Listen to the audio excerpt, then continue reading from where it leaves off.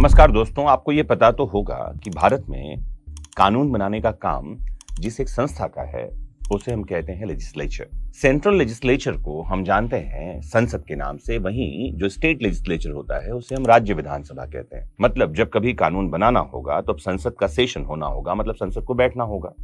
लेकिन कई बार बिना संसद के बैठे या स्टेट लेजिस्लेचर की बैठक के भी कानून बन जाता है। तो क्या आप मानेंगे अगर मैं कहूं कि राष्ट्रपति यानी प्रेसिडेंट और राज्यपाल यानी गवर्नर भी कुछ परिस्थितियों में कानून बना सकते हैं? तो क्या इसका मतलब ये है कि भारत में डेमोक्रेसी यानी लोकतंत्र खत्म हो जाती है, या फिर संविधान यानी कॉन्स्टिट्यूशन ने इसके पीछे बहुत सोच समझकर बनाया हुआ कोई मैकेनिज्म रखा हुआ है? और अगर मैं आपसे ये पूछूं कि act, ordinance, rules, regulation, bylaws, इन सब में क्या डिफरेंस होता है, तो क्या आप बता पाएंगे? यकीन मानिए 99% लॉ स्टूडेंट्स जो है इस सवाल के जवाब नहीं जानते, और तो और कई प्रैक्टिसिंग एडवोकेट्स भी जो हैं ये अंतर स्पष्ट रूप से नहीं बता पाते हैं। तो आज इस वीडियो में मैं आपको ये सारी बातें बहुत आसान शब्दों में समझाने वाला हूं। जुड़ जाना है आपको अपने इस वीडियो लेक्चर से और लास्ट तक इसे देखना है, क्योंकि ध्यान रखना है, नॉलेज इज पावर। आइए शुरू करते हैं। नमस्कार दोस्तों, मैं हूं आपका मित्र एमजे, और आज बहुत कम समय में छोटे वीडियो में मैं भारत की पूरी लॉ मेकिंग प्रोसेस को इतनी आसान से समझा दूंगा कि यह विषय आपको जीवन भर याद रहने वाला है। तो सबसे पहले कुछ बातों को ठीक से समझ लीजिए। लॉ आखिर बनता कैसे है? डेमोक्रेसी यानी लोकतंत्र में कानून बनाने का मुख्य अधिकार, जैसा कि मैंने बताया, लेजिस्लेचर यानी विधायिका के पास होता है, यानी केंद्र में पार्लियामेंट और राज्य में स्टेट लेजिस्लेटिव असेंबली या राज्य विधानमंडल जो है ये काम करता है। लेकिन ऐसा सामान्य स्थिति में होता है। हर कानून सबसे पहले ड्राफ्ट के रूप में सामने आता है, जिसे हिंदी में आप मसौदा कहते हैं या प्रारूप कह देते हैं। और जैसे ही ये लेजिस्लेचर के सामने रखा जाता है तो इसे बिल कहा जाता है। बिल को हिंदी में विधेयक कहते हैं। जब ये दोनों सदनों से होकर गुजरता है और राष्ट्रपति या राज्यपाल की स्वीकृति यानी असेंट मिल जाती है इसे, तो उसके बाद ये एक्ट यानी अधिनियम बन जाता है। लेकिन हर परिस्थिति सामान्य नहीं होती। जरा सोचिए एक बार, अगर संसद का सेशन न हो और अचानक देश में ऐसी कोई सिचुएशन आ जाए जहां तुरंत कानून बनाने की जरूरत हो, तो क्या सरकार सिर्फ इसलिए इंतजार करेगी कि संसद 2 महीने बाद या 3 महीने बाद बैठने वाली है? बिल्कुल नहीं। यहां से शुरू होती है ऑर्डिनेंस मेकिंग पावर, जिसे आप अध्यादेश जारी करने की शक्ति कहते हैं। ऑर्डिनेंस क्या होता है तो मैं आपको समझाऊं। जब पार्लियामेंट सेशन में नहीं होती और उस अवधि को कई बार हम रिसेस यानी अवकाश का सेशन कहते हैं, और तुरंत कानून बनाने की आवश्यकता यानी अर्जेंसी हो, तब प्रेसिडेंट आर्टिकल 123 इंडियन कॉन्स्टिट्यूशन के तहत ऑर्डिनेंस जारी कर देते हैं। इसी प्रकार राज्य स्तर पर गवर्नर यानी राज्यपाल को आर्टिकल 213 कॉन्स्टिट्यूशन के तहत ऑर्डिनेंस जारी करने का अधिकार मिलता है। ध्यान रखिए, ये कोई सामान्य यानी कि जनरल पावर नहीं होती। ये इमरजेंसी लेजिस्लेटिव पावर है जो एग्जीक्यूटिव को दी गई है। और इसका उद्देश्य क्या है? संसद की जगह लेना नहीं है, बल्कि इसका उद्देश्य संसद के 2 सेशन के बीच कानूनी शून्यता यानी लीगल वैक्यूम को भरना है, रोकना है। लेकिन क्या प्रेसिडेंट अपनी मर्जी से ऑर्डिनेंस जारी कर सकते हैं?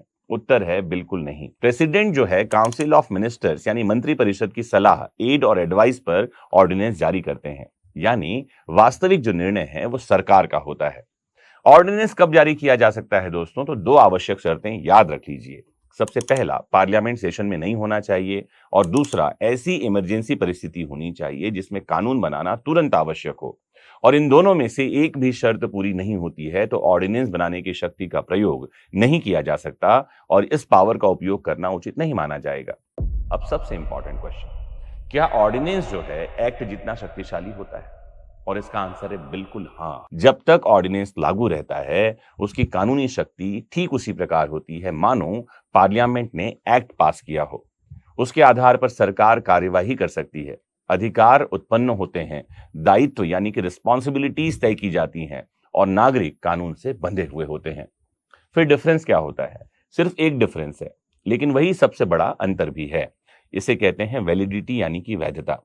एक्ट जो है वो इनफाइनाइट टाइम तक लागू रह सकता है, लेकिन ऑर्डिनेंस जो है उसका टाइम लिमिट तय होता है, यानी ये स्थायी कानून नहीं होता। जब एक्ट बनेगा तो एक्ट बन जाने के बाद 6 महीना और 6 सप्ताह के भीतर इसको कानून बनना होगा। जब भी मैं क्लास में कई बार ये बात समझाता हूं तो स्टूडेंट्स पूछते हैं कि सर 6 मंथ्स और 6 वीक्स ये क्या मतलब है इस बात का?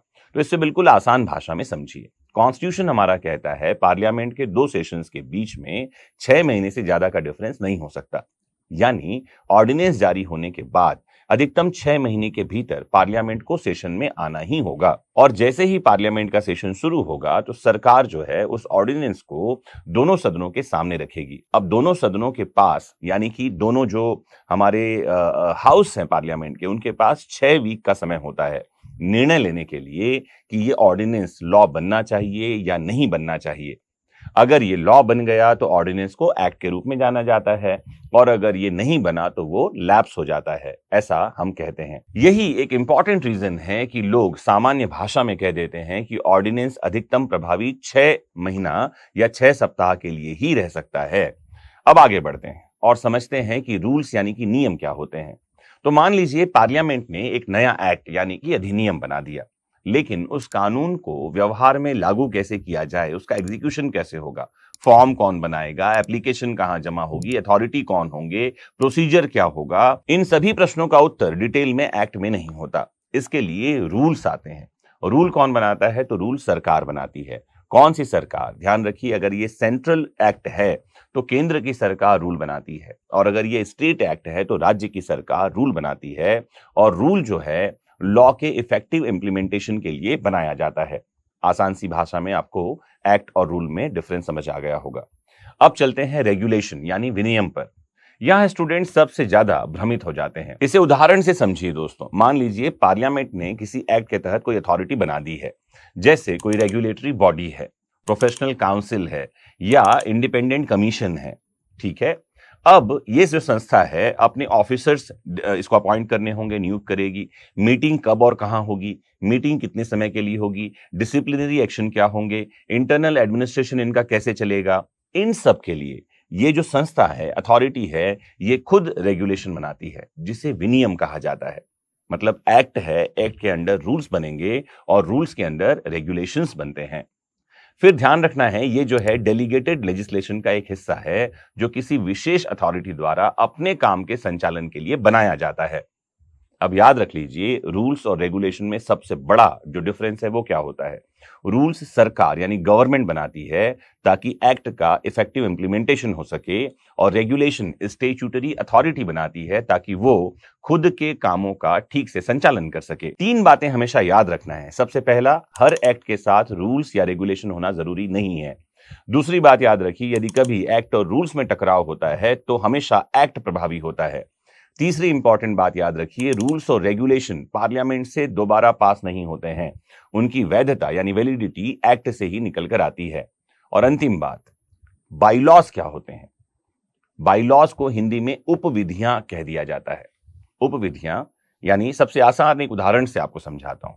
आपके शहर की कोई म्युनिसिपल कॉर्पोरेशन आपके यहां काम कर रही होगी, नगर पालिका परिषद या नगर निगम या नगर पंचायत, व्हाटसोएवर, या कोई हाउसिंग सोसाइटी है जो आपके अपार्टमेंट का सारा कामकाज देखती है। इनका काम पूरे देश के लिए कानून बनाना नहीं है। इनका काम होता है अपने स्थानीय क्षेत्र का प्रशासन तय करना, एडमिनिस्ट्रेशन तय करना। इसलिए अपने लोकल एरिया या स्थान विशेष के लिए जो कानून बनाते हैं उनको बाईलॉज कहा जाता है।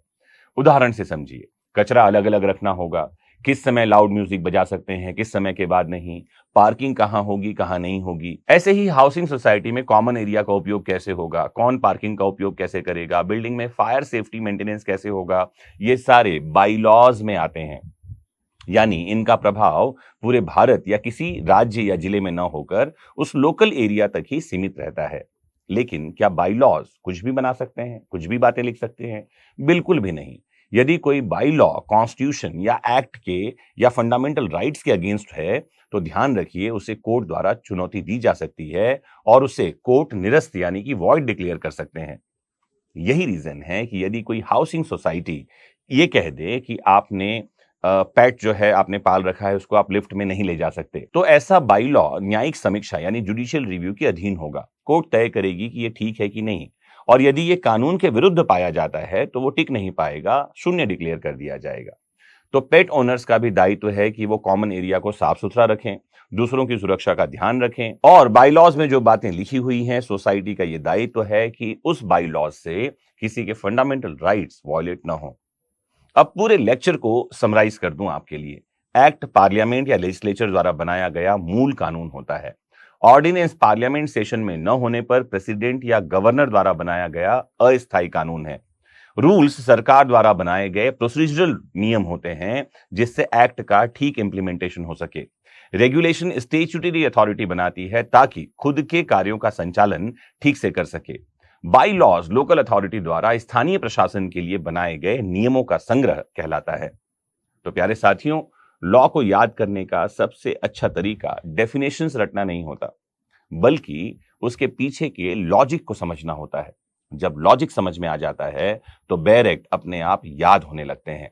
अगर आज का ये लेक्चर आपको उपयोगी लगा हो, काम का लगा हो, तो इसने अपने लॉ स्टूडेंट्स, मित्रों, जूनियर एडवोकेट्स, इन सब के साथ जरूर शेयर करना। मोस्ट इंपॉर्टेंटली जुड़े रहना है आपको अपने फेवरेट प्लेटफॉर्म वैदिक शिक्षा से।